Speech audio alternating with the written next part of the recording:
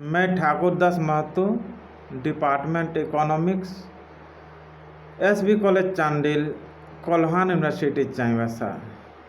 आज मैं इस सेमेस्टर 5 का पेपर नंबर CC12 टॉपिक है क्लासिकल पीरियड। पिछले क्लास में मैंने क्लासिकल पीरियड का एडम स्मिथ के आर्थिक विचारों के विषय में चर्चा किए थे। आज मैं क्लासिकल पीरियड का ही जेविसे के आर्थिक विचारों के विषय में चर्चा करेंगे। तो जेविसे फ्रांसीसी प्रतिष्ठित संप्रदाय के प्रमुख संस्थापक और शास्त्री थे। वे एडम स्मिथ के कट्टर समर्थक थे।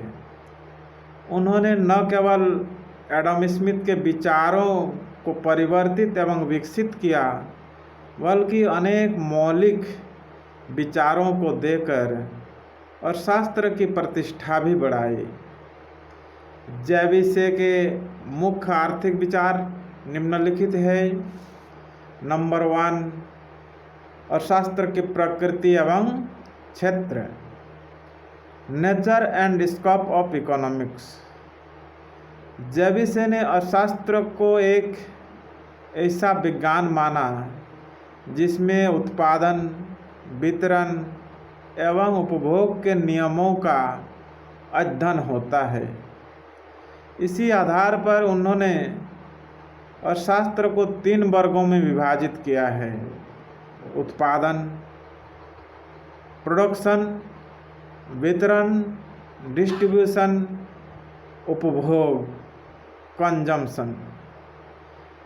जेविसे ने विनिमय को उत्पादन के अंतर्गत ही रखा। अर्थशास्त्र की प्रकृति के संदर्भ में से ने कहा कि अर्थशास्त्र एक विशुद्ध विज्ञान है, अर्थात अर्थशास्त्र यथार्थ का विश्लेषण करता है।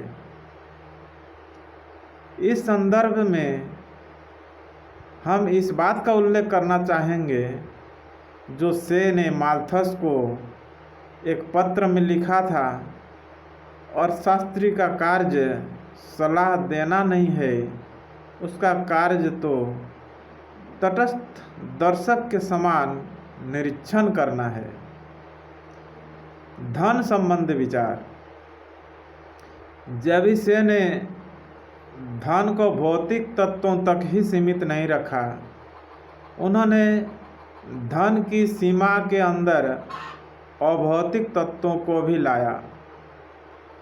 एडम स्मिथ डॉक्टरों, न्यायाधीशों, वकीलों, कलाकारों आदि की सेवाओं को अनुत्पादक मानते थे, परंतु जेविसे के विचार भिन्न थे। उनके अनुसार डॉक्टर की सलाह मुद्रा के बदले विनिमय में प्राप्त होती है और उसका उत्पादित सलाह देने के बाद ही समाप्त हो जाता है। उसकी उत्पत्ति केवल बोलने मात्र में ही है और उपभोग सुनने में। आर्थिक नियम। जेविसे ने आर्थिक नियमों के विषय में यह बताया कि अर्थशास्त्र के नियम भौतिक विज्ञान के नियमों के तरह ही है। उनके शब्दों में, इस विज्ञान के नियम भौतिक शास्त्र के नियमों के समान ही प्राकृतिक एवं अमानवीय है। वे सत्ता के सहज रूप में विद्यमान है। वे बनाए नहीं जाते, खोजे जाते हैं। स्वयं विधायक, एक शासक भी इन नियमों के अधीन होते हैं और कोई भी बिना सजा के इनका उल्लंघन नहीं कर सकता। उत्पादक व्यवसाय।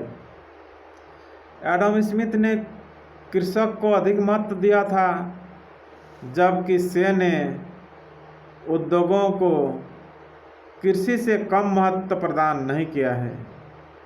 इनके अनुसार उद्योग कृषि की अपेक्षाकृत कम उत्पादन नहीं था, से के लिए मशीनों का बहुत अधिक महत्व था। उन्होंने अपनी पुस्तक में नई मशीनों के प्रयोग के लाभों की व्याख्या व्यापक रूप से की है।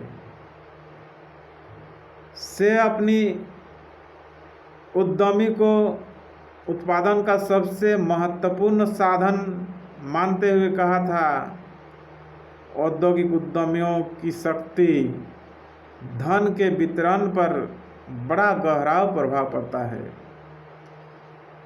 उन्होंने पुनः कहा था, एक ही उद्योग में एक उद्यमी बुद्धिमान, ऐच्छिक एवं विधिपूर्वक काम करने वाले उद्यमी का भविष्य बन जाता है, जबकि वह उद्यमी जिसमें ये गुण नहीं होते या जिसको विभिन्न परिस्थितियों में कार्य करना पड़ता है, नष्ट हो जाएगा। मूल्य संबंधी विचार। से ने एडम स्मिथ के श्रम सिद्धांत को गलत बताया। एडम स्मिथ ने विनिमय मूल्य पर अधिक बल दिया था, जबकि से ने प्रयोग संबंधी मूल्य पर अधिक ध्यान दिया। उनके अनुसार ऐसी वस्तुएं पैदा करना जिनमें किसी भी प्रकार की उपयोगिता हो, धन का उत्पादन करना ही है, क्योंकि वस्तुओं की उपयोगिता ही उनके मूल्य का आधार है और उनका मूल्य धन का अंग है। इस प्रकार जे.बी. से ने मूल्य संबंध विचार प्रस्तुत किए थे। मुक्त व्यापार का समर्थन। मुक्त व्यापार के संदर्भ में जे.बी. से 100% स्मिथ के समर्थक थे। उन्होंने स्मिथ की इस बात को स्वीकार किया था कि जो सहज एवं सरल है वही कल्याणकारी भी है। से वाणिज्य तथा व्यापार में सरकारी हस्तक्षेप को पसंद नहीं करते थे। से का बाजार नियम। जे.बी. से को अमरत्व प्रदान करने वाला उनका मौलिक विचार से के बाजार नियम के नाम से जाना जाता है, जिसकी व्याख्या उन्होंने अपनी प्रसिद्ध पुस्तक ट्रेड ऑफ इकोनॉमिक पॉलिटिक्स में की है, जो जे.बी. से ने यह धारणा दी कि पूर्ति स्वयं अपनी मांग का सृजन करती है। जब उत्पादन किया जाता है तो उत्पादन के साधनों पर व्यय होता है, जिसमें उत्पादक के साधनों की आय बढ़ जाती है। साधनों के आय के बढ़ने के फलस्वरूप उनकी उत्पादित वस्तुओं के लिए मांग बढ़ जाती है। इस प्रकार पूर्ति के साथ साथ मांग भी उत्पन्न होती रहती है। जब बेकार साधनों को उत्पादन कार्य में लगाया जाएगा तो उनकी आय में वृद्धि अवश्य होगी। परिणाम स्वरूप बाजार में नई मांग उत्पन्न हो जाएगी। से के शब्दों में यह उत्पादन ही है जो वस्तुओं के लिए मार्केट उत्पन्न करता है। It is production which create market for goods. से के नियम को एक उपमा द्वारा भी स्पष्ट किया गया है। वस्तुतः एक नानवाई अपने उपभोग द्वारा गोश्त की द्रव के बदले नहीं, बल्कि अपने द्वारा तैयार की गई रोटी के बदले खरीदता है। इसी प्रकार से जब एक मोटर कार का निर्माण किया जाता है, तब उत्पादन के विभिन्न साधनों को कार के मूल्य के बराबर उनकी सेवाओं के बदले मजदूरी तथा वेतन भी चुकाए जाते हैं। अर्थात कार के कुल मूल्य के बराबर उतनी क्रय शक्ति भी परिचालन में प्रविष्ट हो जाती है। इस प्रकार कार के निर्माण के साथ ही साथ कार के मूल्य के बराबर क्रय शक्ति बढ़ जाती है और कार स्वतः ही बिक जाती है।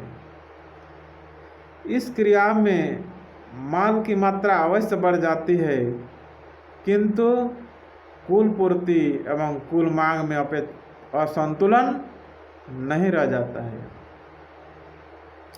अतः एक मोटर कार के निर्माण के फलस्वरूप मजदूरियां एवं वेतनों आदि के रूप में इतनी क्रय शक्ति परिचालन में आ जाती है कि अंततः मोटर कार खरीदी जा सकती है। अतः कभी भी किसी वस्तु का अति उत्पादन नहीं हो सकता है। प्रोफेसर से के बाजार नियम का यही सार है। से के नियम की मान्यताएं।